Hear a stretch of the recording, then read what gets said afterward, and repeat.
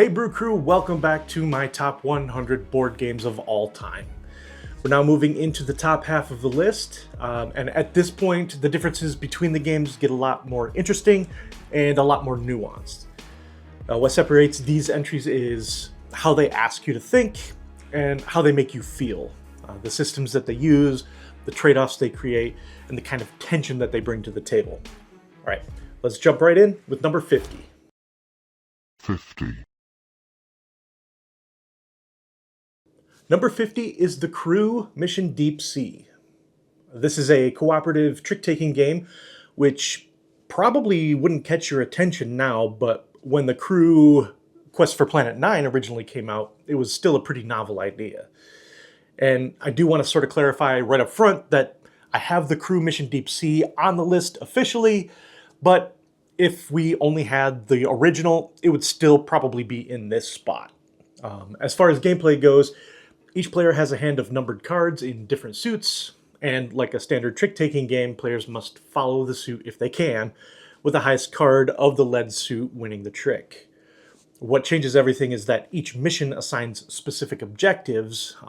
Certain players need to win specific cards, sometimes in a very specific order, and sometimes under extra restrictions.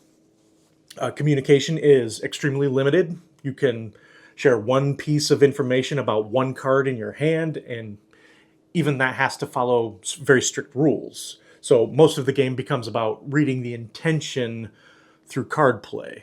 When someone ducks a trick, overcommits, or plays something that looks wrong on purpose. Mission Deep Sea adds more variety to the mission design than the original, including layered objectives and shifting priorities that force the team to adapt mid-game. The difficulty curve feels smoother, but also more creative. What really elevates it for me is how much tension comes from perfect information mixed with imperfect understanding. You see the cards being played, you just don't know why they're being played. And that exercise of trying to get into everyone's head is what really pulls me into this puzzle. 49.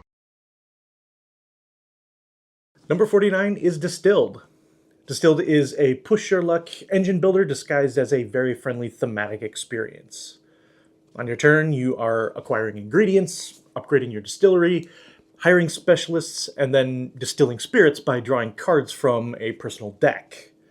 That deck represents everything that you've added to your recipe: grains, sugar, yeast, and water. And if the ratios don't work, your batch can fail. The tension comes from deciding how much to invest before you distill. Add more cards and your spirit becomes more valuable and more likely to succeed, but you run the risk of running out of money and start falling behind in points. Distill early and you can make some quick cash, but you run the risk of making a bad batch. The good news is you'll usually be able to create something, even if it's just cheap vodka or moonshine. There's also a strong market element with public objectives, variable spirit demands, and aging barrels that reward long-term planning. The game gives you multiple viable paths: mass production, high-risk premium spirits, or carefully aged goods, but forces you to commit rather than to dabble. The theme of Distilled is really what drew me to this game. I mean, of course, Beer City Board Games is going to be interested in a game about libations, but on top of that, the way that the theme is integrated into the mechanisms is brilliant. After you determine which cards to add to your batch, you're going to shuffle them up and remove the top and bottom card. Not only does this add an interesting potential snag as you hope that you don't remove a card that you really needed, but it's also super thematic to the distillation process. When distilling, you have to remove the beginning and the end of the run to avoid unwanted flavors, potentially dangerous chemicals, or an oily feel. This is also the type of game that causes me to go out and learn more information. I'd never even heard of cachaça before playing this game, and now I've had a chance to try it. The whole game is a great example of theme reinforcing mechanisms. Risk, patience, and timing aren't just systems, they are the game. 48. Number 48 is Euphoria. Euphoria is a dice-based worker placement game where intelligence is a resource that you have to manage carefully. Your workers are dice, and the higher their value, the more effective they are, but also the more aware they become of the dystopian society that they're trapped in. If they gain too much knowledge, they will leave you permanently. So it's important to keep your workers smart enough to be useful, but dumb enough to not realize that they're being exploited. Mechanically, you're placing workers to gather resources, build structures, and increase influence within various factions. This is also one of the earlier worker placement games that I played that introduced the concept of bumping workers. Bumping adds this great but tricky decision every time someone places a die on a space that you wanted to go. You can still send your workers to that space that's already been taken, but that means you're giving a worker back to your opponent so that they don't need to use a turn to retrieve their workers. You see this in a handful of worker placement games now because it's such a clever way to add tension to each decision that you make. The faction system is where the game really shines. Aligning with different groups gives you asymmetric powers, alternative victory paths, and incentives that can completely change how you approach the board. Meanwhile, the endgame can trigger suddenly, forcing everyone else to scramble. Euphoria thrives on table awareness and timing, not just optimization. A game where adapting matters more than perfect timing. And I'm very excited that they're going to be coming out with a new Essential Edition this year. 47. Number 47 is Inish. Inish is a card-driven area control game with an unusually small rule set for how much depth it produces. Each round begins with a draft, and that draft determines everything. Your actions, your attacks, your movement. There are no action points, no worker placement, no dice. If you didn't draft it, you don't do it. Victory comes from meeting one of three different conditions, either controlling territories that have at least 6 opponent clans, having clans present in 6 different territories, or having clans present in territories that contain at least 6 sanctuaries. But because these are checked constantly, the game becomes about threatening victory rather than quietly building toward it. In fact, it's almost impossible to sneak in a win because if you ever meet a victory condition, you will take a pretender token. And what that means is that unless someone is able to stop you, you will win at the beginning of the next round. So everyone knows who's winning, and that person tends to get dogpiled on. Normally, that's not something I like in board games, but here it doesn't bother me.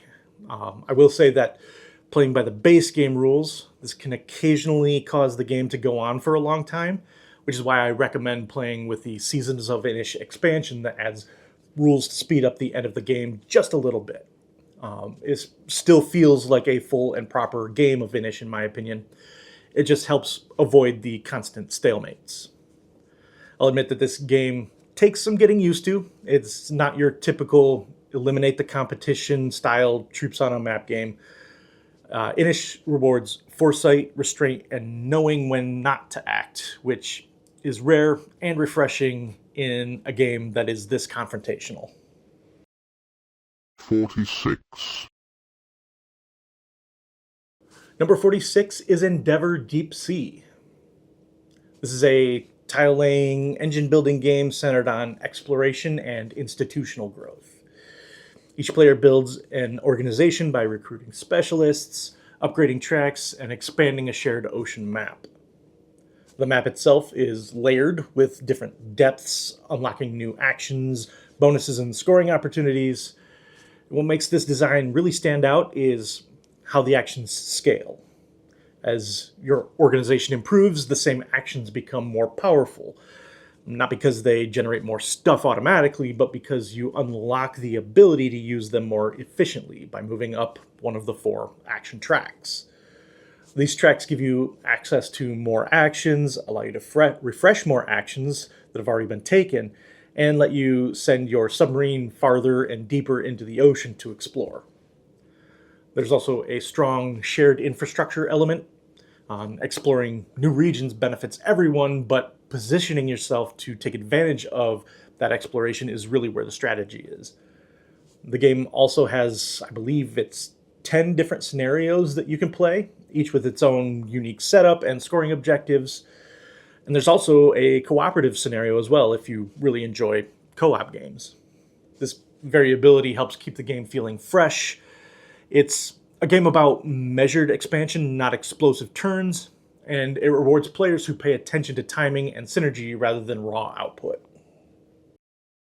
45. Number 45 is Bruges. Bruges is a Stefan Feld-designed hand management game built entirely around multi-use cards, so obviously it made my top 100.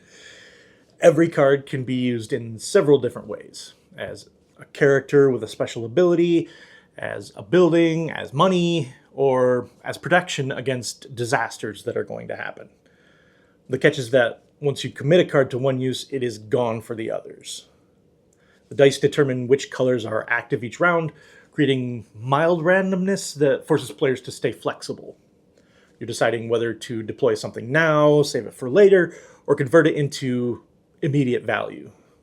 As always, Feld doesn't allow us to do anything and everything on our turns. We have to make the best of what we've been given. What I love about Bruges is how much control it gives you despite that randomness. Players can pivot smoothly, while careless ones feel the squeeze almost immediately. And those disaster tiles can really mess up your day. 44. Number 44 is Viticulture. And Viticulture, with the Tuscany expansion, transforms a pleasant worker placement game into a seasonal planning puzzle.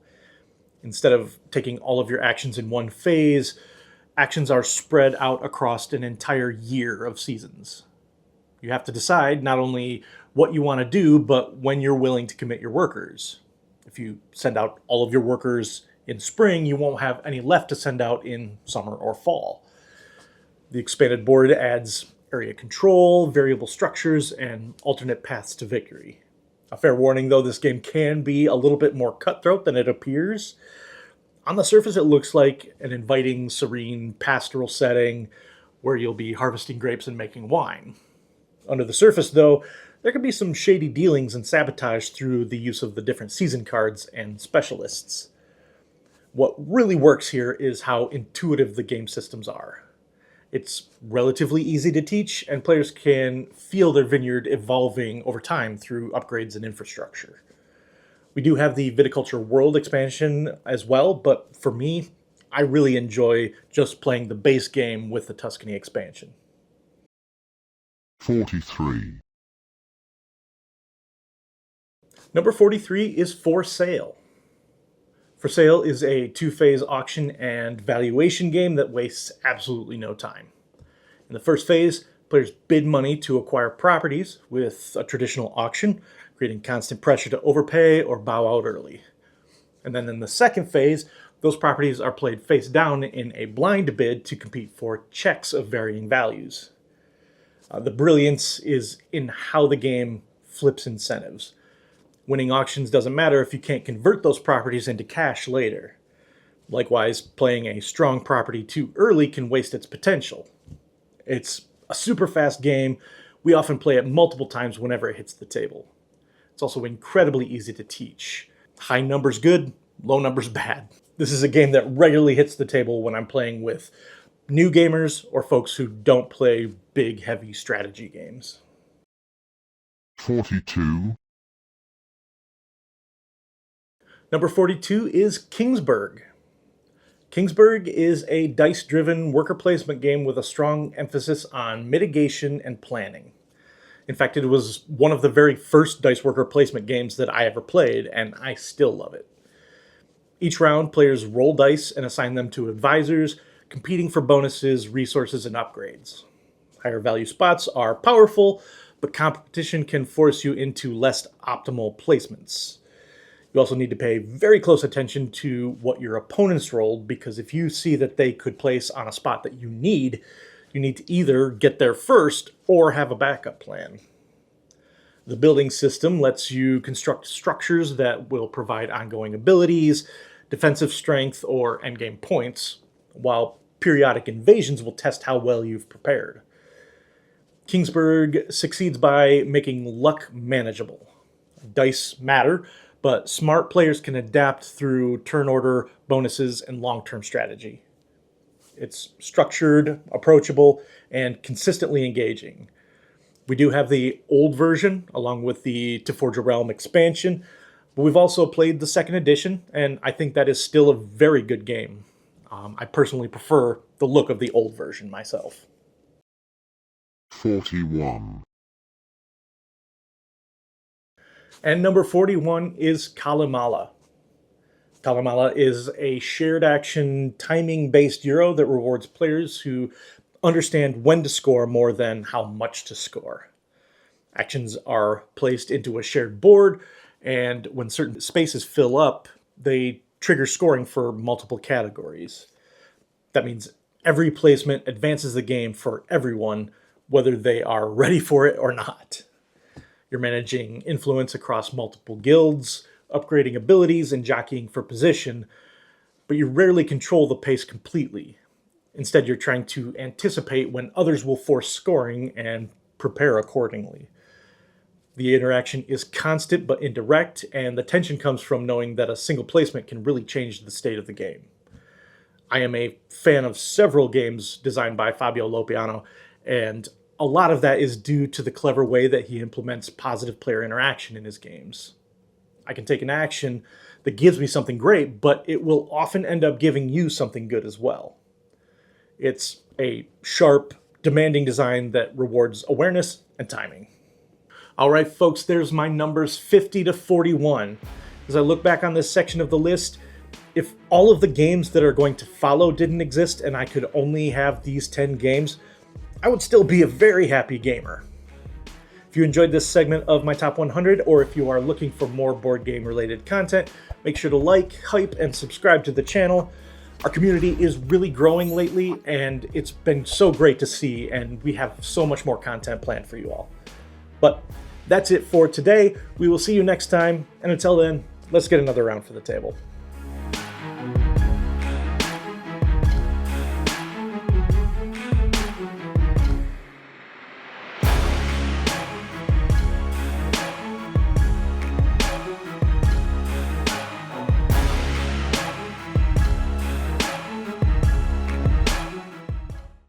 Hey Brew Crew, welcome back to my Top 100 videos.